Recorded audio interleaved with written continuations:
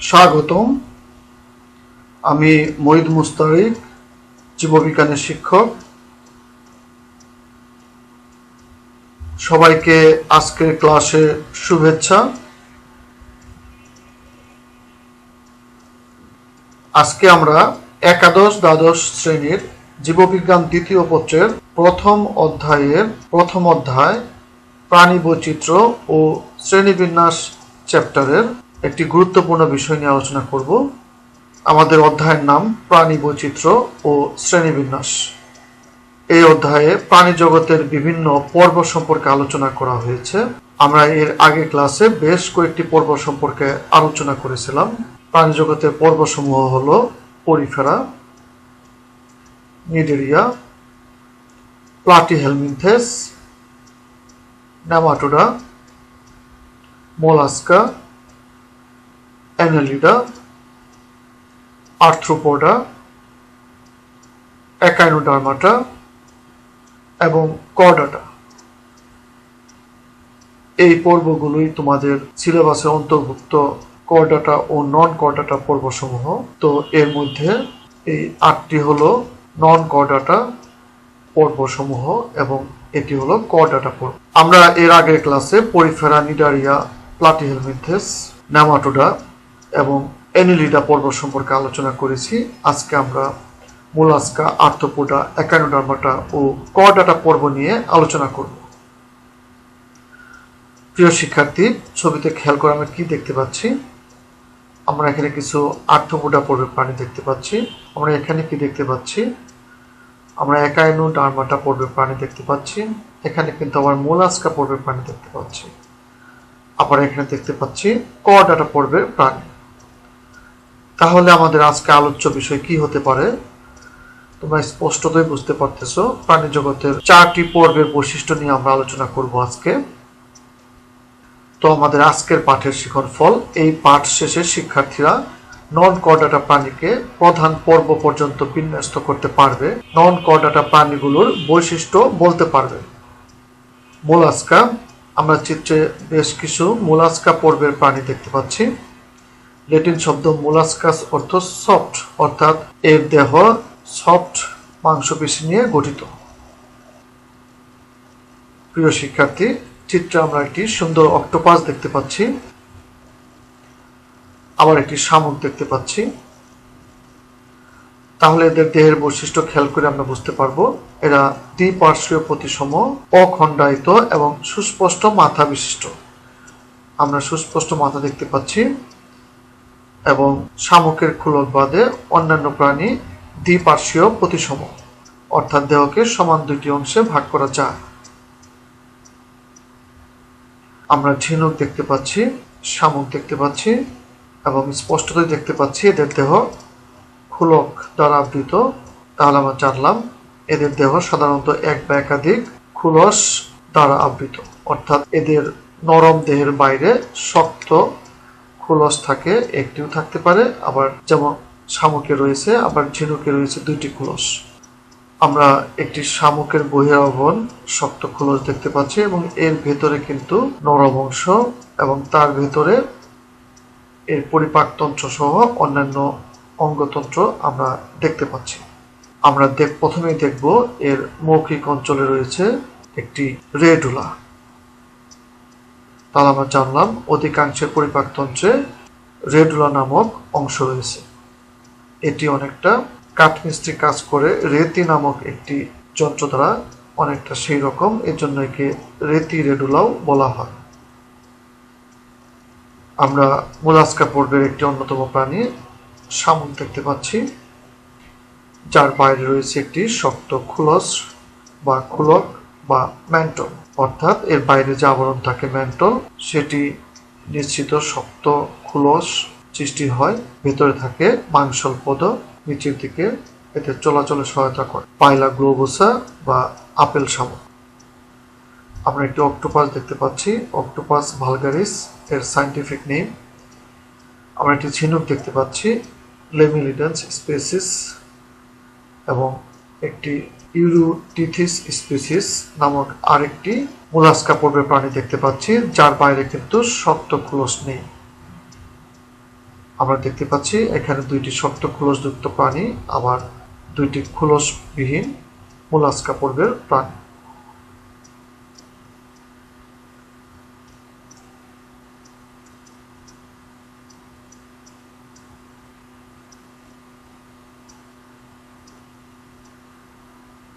আমরা দেখতে পাচ্ছি ঝিনুকের দুইটি শক্ত খোলস রয়েছে দুই পাশে, শামুকের কিন্তু একটি শক্ত খোলস থাকে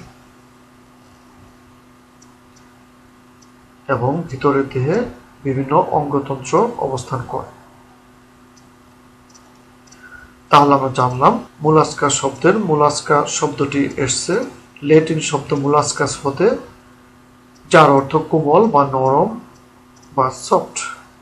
কেরোলাস লিনিয়াস সর্বপ্রথম শব্দটি ব্যবহার করেন। মোলাস্কা পর্বের অন্তর্ভুক্ত প্রাণীদের মধ্যে ঝিনুক, শামুক, অক্টোপাস, সেপিয়া, ললিগো ইত্যাদি সুপরিচিত। এরা অমেরুদণ্ডী প্রাণী। একেবারে সরল জীব থেকে অমেরুদণ্ডী প্রাণীদের মধ্যে অত্যন্ত জটিল এবং আকৃতিগতভাবে প্রায় আণুবীক্ষণিক থেকে দৈত্যাকার স্কুইড এ দলের অন্তর্ভুক্ত। তাহলে আমরা জানতে পারলাম এই পর্বে ছোট বড় অনেক ধরনের প্রাণী রয়েছে। এই পর্বের প্রজাতি সংখ্যা প্রায় 85,000। এর মধ্যে জীবিত প্রজাতির সংখ্যা 35,000, বাকিগুলো বিলুপ্ত হয়ে গিয়েছে। তাহলে এতক্ষণ আমরা যে বৈশিষ্ট্য নিয়ে আলোচনা করলাম তা একসাথে আমরা এখন দেখব। এরা জলজ প্রাণী। অধিকাংশ প্রাণী সমুদ্রের লবণাক্ত পানিতে এবং কিছু সংখ্যক স্বাদু পানিতে বাস করে। কিছু জলজ ও গর্তাশ্রয়ী অর্থাৎ গর্তে বসবাস করে। দেহ নরম, মাংসল, অখণ্ডায়িত ও ত্রিস্তরী, দ্বিপার্শ্বীয় প্রতিসম, অর্থাৎ দেহকে মধ্যরেখা বরাবর সমান দুইটি অংশে ভাগ করা যায় এবং ভ্রূণীয় অবস্থায় এদের 3টি কোষস্তর থাকে। ম্যান্টল নামক পাতলা আবরণ দ্বারা দেহ আবৃত। ম্যান্টল কর্তৃক খোলক গঠিত হয়, অর্থাৎ পাতলা আবরণ ম্যান্টল মিশ্রিত রস দ্বারাই শক্ত খোলক গঠিত হয়। দেহগহ্বর খুব সংক্ষিপ্ত ও হিমোসিলে পরিণত হয়েছে, অর্থাৎ এদের সিলুম বা দেহগহ্বর ভ্রূণী অবস্থায় পেরিটোনিয়াম পর্দা নষ্ট হয়ে দেহের সাথে মিশে গিয়ে যে গহ্বর সৃষ্টি হয় সেটি হলো হিমোসিল। দেহের অঙ্কীয় দেশে মোটা চামড়া প্রশস্ত মাংসল পিণ্ডে বা পদে অর্থাৎ পায়ে রূপান্তরিত হয়। মুখ বিবরে কাইটিন নির্মিত একটি রেতি জিহ্বা বা রেডুলা থাকে, যা অন্য কোনো প্রাণীতে পাওয়া যায় না। একটু আগে চিত্রে আমরা এই রেডুলা দেখতে পেয়েছি। ফুলকা অথবা ফুসফুস অথবা উভয় অংশ অথবা ম্যান্টল দ্বারা শ্বসন সম্পন্ন হয়। তাহলে আমরা জানলাম এদের বিভিন্ন উপায়ে শ্বসন সম্পন্ন হতে পারে। এরা সাধারণত একলিঙ্গী, কিন্তু কিছু সংখ্যক উভলিঙ্গী প্রাণী রয়েছে। বহির্নিষেক অথবা অন্তর্নিষেক উভয়ভাবেই এদের নিষেক সম্পন্ন হয়ে থাকে।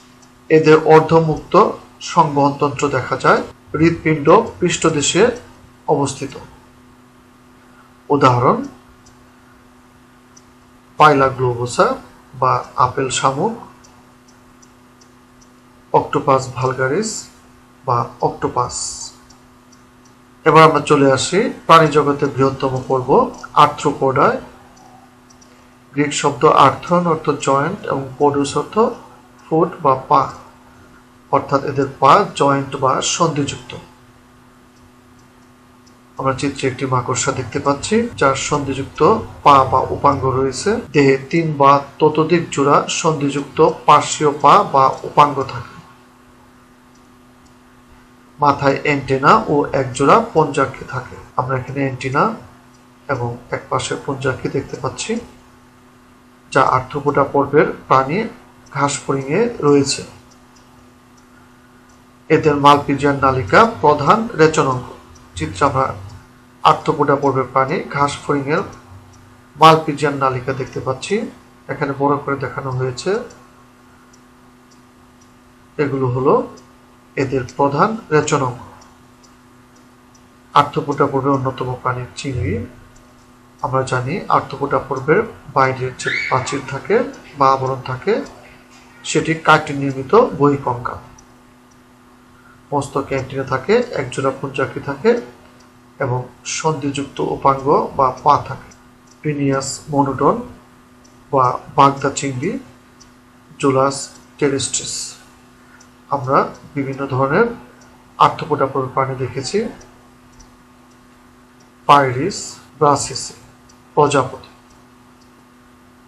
কাঁকড়া বা ক্র্যাব এটিও আর্থ্রোপোডা পর্বের অন্তর্ভুক্ত একটি প্রাণী। বাগদা চিংড়ি, ঘাসফড়িং আমরা দেখতে পাচ্ছি ঘাসফড়িংয়ের মস্তক, বক্ষ এবং উদর অঞ্চল রয়েছে।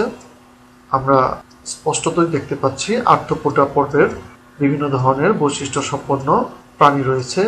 এদের প্রজাতির সংখ্যা সর্বাধিক, এজন্যই এটি প্রাণী জগতের সর্ববৃহৎ পর্ব। আমরা বিভিন্ন ধরনের পতঙ্গ দেখতে পাচ্ছি যা আর্থ্রোপোডা পর্বের অন্তর্ভুক্ত। তাহলে আমরা আর্থ্রোপোডা পর্বের বৈশিষ্ট্যগুলো একটু সামারাইজ করি। আর্থ্রোপোডা গ্রিক আর্থ্রন অর্থ জয়েন্ট বা সন্ধি, পৌস বা পডুস অর্থ ফুট বা পা, অর্থাৎ এদের পা সন্ধিযুক্ত। পর্বটি প্রাণী জগতের সর্ববৃহৎ পর্ব। এদের পা দেখলেই বোঝা যায় যে কয়েকটি ভিন্ন অংশ যুক্ত হয়ে এটি গঠিত হয়েছে, তাই এদের সন্ধিপদী নাম করা হয়েছে। এরা পাহাড়, পর্বত, সমুদ্রের তলদেশে, মরুভূমির বালুকাময় স্থান সহ সর্বত্র বাস করে। বৈশিষ্ট্য: সন্ধিযুক্ত উপাঙ্গ বর্তমান। প্রতিটি খণ্ডে সাধারণত এক জোড়া উপাঙ্গ থাকে। দেহ দ্বিপার্শ্বীয় প্রতিসম, ত্রিস্তরী খণ্ডায়িত দেহ, অর্থাৎ এদের ঘনীয় 3টি কোষ স্তর থাকে এবং দেহ খণ্ড খণ্ড অংশ নিয়ে গঠিত। উন্মুক্ত সংবহনতন্ত্র, যা পৃষ্ঠীয় সংকোচনশীল হৃৎপিণ্ড, ধমনীসমূহ এবং হিমোসিল নিয়ে গঠিত, অর্থাৎ এদের দেহ গহ্বরের নাম হলো হিমোসিল। দেহ প্রাচীর ফুলকা, ট্রাকিয়া বা পুস্তক ফুসফুস দ্বারা শ্বাসকার্য সম্পন্ন হয়। তাহলে আমরা জানলাম এদের শ্বসন কার্য সম্পাদনের জন্য ট্রাকিয়াল তন্ত্র নামক স্পেশাল শ্বাসনালী সমন্বিত তন্ত্র থাকে। এছাড়া এদের অনেক প্রাণী ফুলকা দ্বারাও শ্বাসকার্য সম্পাদন করে। ককজাল, অ্যান্টেনাল, মালপিজিয়ান নালিকা দ্বারা রেচন সম্পাদিত হয়। স্ত্রী পুরুষ আলাদা সাধারণত অন্তঃনিষেক সম্পন্ন হয় এবং প্রায় ক্ষেত্রেই মেটামরফোসিস বিদ্যমান। এদের জীবনচক্রে মেটামরফোসিস দেখা যায়, অর্থাৎ এদের শৈশব অবস্থা থেকে পূর্ণাঙ্গ অবস্থায় পরিবর্তনশীল ধাপ দেখা যায়। উদাহরণ: ওইকিলোসেরাক্স পিকটাস বা ঘাসফড়িং, এপিস ইন্ডিকা বা মৌমাছি। প্রিয় শিক্ষার্থী, তোমাদের পরীক্ষায় অ্যান্সার করার জন্য প্রাণীগুলোর বৈজ্ঞানিক নাম অবশ্যই শিখতে হবে। উদাহরণ হিসেবে তোমরা কয়েকটি প্রাণীর বৈজ্ঞানিক নাম শিখে রাখবে প্রত্যেক পর্ব থেকে। একাইনোডার্মাটা। গ্রিক শব্দ একাইনাস অর্থ স্পাইন বা কাটা, ডার্মা অর্থ স্কিন বা চামড়া, অর্থাৎ এদের ত্বকে কাটা থাকে। আমরা চলে আসলাম সর্বশেষ অমেরুদণ্ডী প্রাণীর পর্ব, একাইনোডার্মাটা। আমরা একটি স্টার ফিশ দেখতে পাচ্ছি। আমরা বেশ কয়েক রকমের স্টার ফিশ বা তারা মাছ দেখতে পাচ্ছি। এদের পূর্ণাঙ্গ প্রাণী পঞ্চঅরীয় প্রতিসম, অর্থাৎ 5টি সমান অংশে বা খণ্ডকে এদের ভাগ করা যায়। আবার অনেক ক্ষেত্রে এদের দেহ থাকে অখণ্ডায়িত, তারকাকার, গোলাকার বা চাকতির ন্যায় অথবা লম্বাকৃতির। দেহের অভ্যন্তরে পানি সংবহনতন্ত্র বিদ্যমান এবং সংশ্লিষ্ট নালিকাপদ এদের চলনাঙ্গ।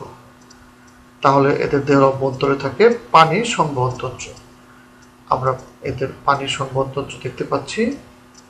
আমাদের দেহে যেমন রক্ত সংবহনতন্ত্রে রক্ত সরবরাহিত হয়, এদের দেহে থাকে পানি সংবহনতন্ত্র, যেখানে পানি পরিবাহিত হয়।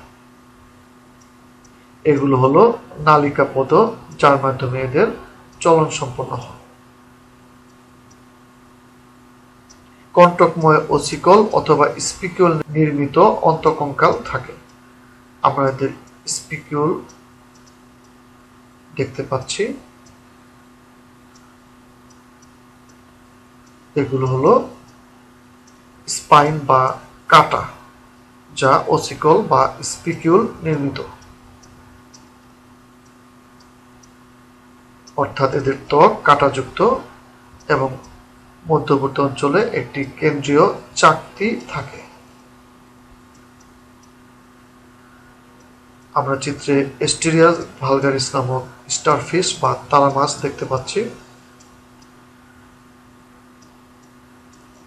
ওফিথ্রিক্স ফ্লাজেলিস নামক আরেকটি স্টারফিশ দেখতে পাচ্ছি। আমরা গর্গনোসেফালাস স্পিসিস নামক আরেকটি একাইনোডার্মাটা পর্বের বৈশিষ্ট্যপূর্ণ প্রাণী দেখতে পাচ্ছি।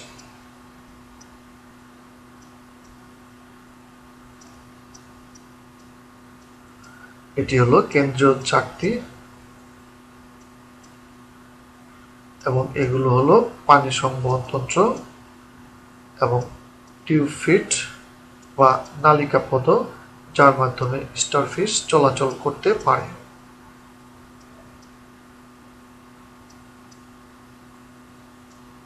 আমরা একাইনোডার্মাটা পর্বের বিভিন্ন ধরনের বিভিন্ন শেপের প্রাণী দেখতে পাচ্ছি। কোনোটি লম্বাকৃতি, কোনোটি তারকাকার, আবার কোনোটি গোলাকার।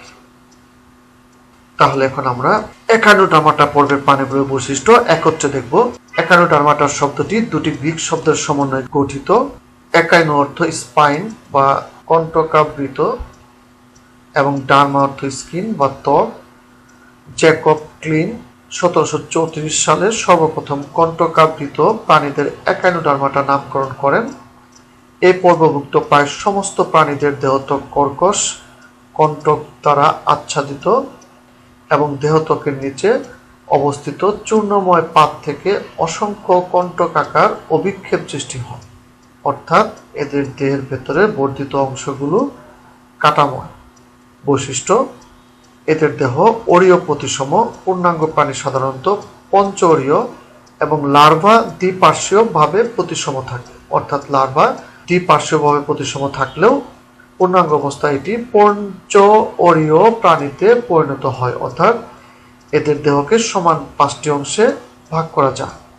দেহত্বক ত্রিস্তরী, দেহগহ্বরযুক্ত, প্রকৃত মস্তক মস্তিষ্ক ও খণ্ডকবিহীন, তবে স্পষ্ট মৌখিক ও পরাঙ্মুখ তল দেখা যায়, অর্থাৎ এদের এক পাশে মৌখিক অঞ্চল এবং আরেক পাশে বিপরীত মৌখিক অঞ্চল বা পরাঙ্মুখ তল দেখা যায়।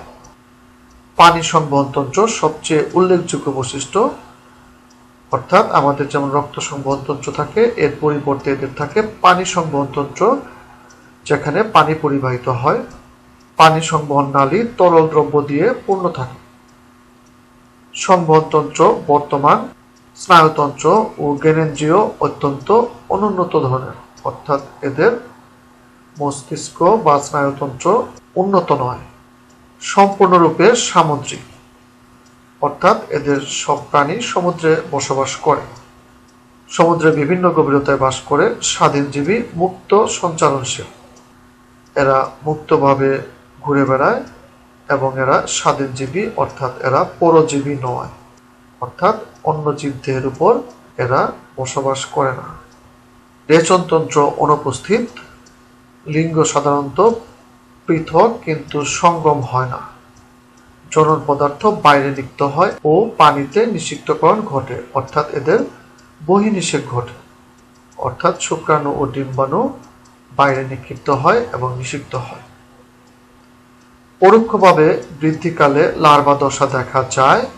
লার্ভা সর্বদাই দ্বিপার্শ্বীয় প্রতিসম, মুক্ত সাধারণ, তবে কিছু প্রজাতিতে লার্ভা ছাড়াই সরাসরি এদের বৃদ্ধি ঘটে।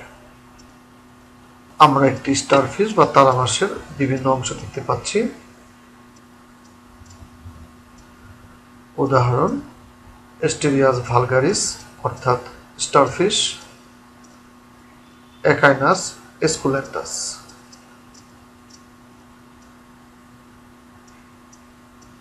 কর্ডাটা, গ্রিক শব্দ কর্ডা অর্থ কর্ড এবং আটা অর্থ বিয়ার অর্থাৎ বহন করা, অর্থাৎ এরা নোটোকর্ড বহন করে। আমরা জানি কর্ডাটা হলো সর্বশেষ পর্ব যেখানে মেরুদণ্ডী প্রাণীরা রয়েছে। আমরা একটি নোটোকট দেখতে পাচ্ছি যা নিরেট, অর্থাৎ যা ফাঁপা নয়। আবার এর উপরে যে স্নায়ুরজ্জু থাকে এটি কিন্তু ফাঁপা এবং ফুলকা ছিদ্র দেখতে পাচ্ছি। তাহলে করডাটা পর্বের প্রাণীদের ভ্রূণাবস্থায় অথবা আজীবন পৃষ্ঠ মধ্যরেখা বরাবর দণ্ডাকৃতির ও স্থিতিস্থাপক নিরেট নোটোকট থাকে। আমরা একটি নিরেট নোটোকট দেখতে পাচ্ছি। নোটোকটের ঠিক উপরে লম্ব অক্ষ বরাবর ফাঁপা নলাকার স্নায়ুরজ্জু থাকে। এটি হলো নোটোকটের উপরে অবস্থিত ফাঁপা নলাকার স্নায়ুরজ্জু। তাহলে আমরা দেখতে পাচ্ছি নোটোকট নিরেট হলেও স্নায়ুরজ্জু কিন্তু ফাঁপা। আমরা মানুষ, পাখি, সরীসৃপ, মাছ ইত্যাদি করডাটা পর্বের প্রাণীর ভ্রূণী অবস্থা দেখতে পাচ্ছি। তো ভ্রূণী অবস্থায় তো এদের নোটোকট থাকবেই, তবে পূর্ণাঙ্গ অবস্থায় এদের অনেক প্রাণীর নোটোকট মেরুদণ্ড দ্বারা প্রতিস্থাপিত হয়। আমরা করডাটা পর্বের আরেকটি বৈশিষ্ট্য সম্পর্কে জানব। জীবনের যে কোনো দশায় অথবা আজীবন গোলবিলের দুপাশে কয়েক জোড়া ফুলকারন্ধ্র থাকে। আমরা ফুলকারন্ধ্রের অবস্থান দেখতে পাচ্ছি ভ্রূণী অবস্থায়। মানুষের ভ্রূণী অবস্থায় ফুলকারন্ধ্র থাকলেও পূর্ণাঙ্গ অবস্থায় ফুলকারন্ধ্র থাকে না, শ্বসন সম্পাদিত হয় ফুসফুস দ্বারা। ল্যাটিন শব্দ করডাটা অর্থ রজ্জু, আটা অর্থ বহন করা, যা থেকে করডাটা শব্দের উদ্ভব। মানুষের কাছে করডাটা পর্বের প্রাণীদের সবচেয়ে বেশি পরিচিত। এরা পৃথিবীর সব পরিবেশে বাস করে। যেসব প্রাণীদের জীবনের কোনো না কোনো পর্যায়ে পৃষ্ঠমধ্য রেখা বরাবর দণ্ডাকার ও স্থিতিস্থাপক নোটোকট থাকে তাদের করডাটা বলে। নোটোকটের ঠিক উপরে পৃষ্ঠীয় ফাঁপা নলাকার স্নায়ুরজ্জু থাকে। জীবনের কোনো না কোনো পর্যায়ে গলবিলের দুই পাশে কয়েক জোড়া ফুলকারন্ধ্র থাকে। তাহলে নোটোকট, স্নায়ুরজ্জু এবং ফুলকারন্ধ্র এগুলো হলো করডাটা পর্বের মৌলিক বৈশিষ্ট্য। এদের হৃৎপিণ্ড অঙ্কীয় দেশে অবস্থান করে এবং এদের দেহ সাধারণত দ্বিপার্শ্বীয় প্রতিসম, অর্থাৎ দেহকে দুটি সমান অংশে ভাগ করা যায়। করডাটা পর্বের উদাহরণ: হোমো সেপিয়েন্স মানুষ, প্যান্থেরা টাইগ্রিস বাঘ বা রয়্যাল বেঙ্গল টাইগার। প্রিয় শিক্ষার্থী, আজকের পাঠের আলোকে তোমাদের একটি কাজ দিচ্ছি। ক গ্রুপ নমুনা দুটি পর্যবেক্ষণ করে উক্ত পর্বের দুইটি করে শনাক্তকারী বৈশিষ্ট্য লিখো। খ গ্রুপ নমুনা পর্যবেক্ষণ করে উক্ত পর্বের দুইটি করে শনাক্তকারী বৈশিষ্ট্য লিখো। আজকের পাঠের আলোকেই তোমরা শনাক্তকারী বৈশিষ্ট্যগুলো লিখতে পারবে। প্রয়োজন হলে ভিডিওটি আবার দেখে নিও।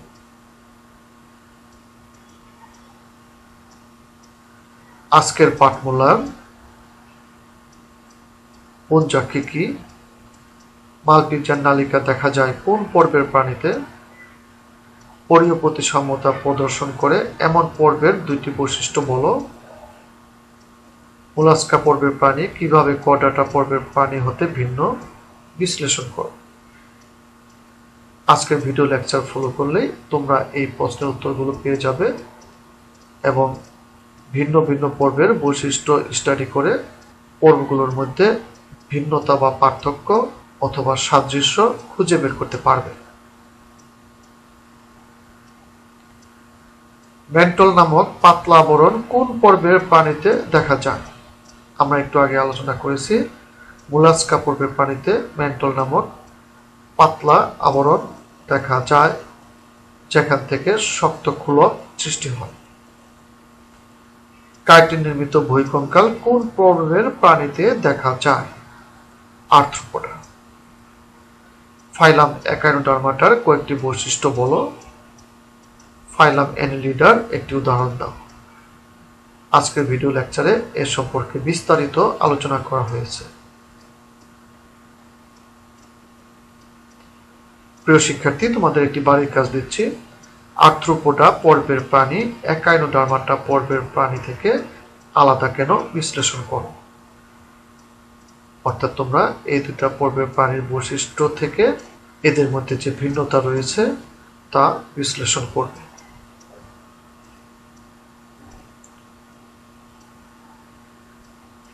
প্রিয় শিক্ষার্থী, আজকের ভিডিও লেকচারটি ভালো লাগলে অবশ্যই লাইক করবে, কোনো প্রশ্ন থাকলে কমেন্ট করবে, স্টাডি বাংলা 24 চ্যানেলটিকে সাবস্ক্রাইব করে রাখবে, সেই সাথে বেল আইকনটি প্রেস করে রাখবে পরবর্তী ভিডিও লেকচারের নোটিফিকেশন পাওয়ার জন্য। সবাইকে ধন্যবাদ।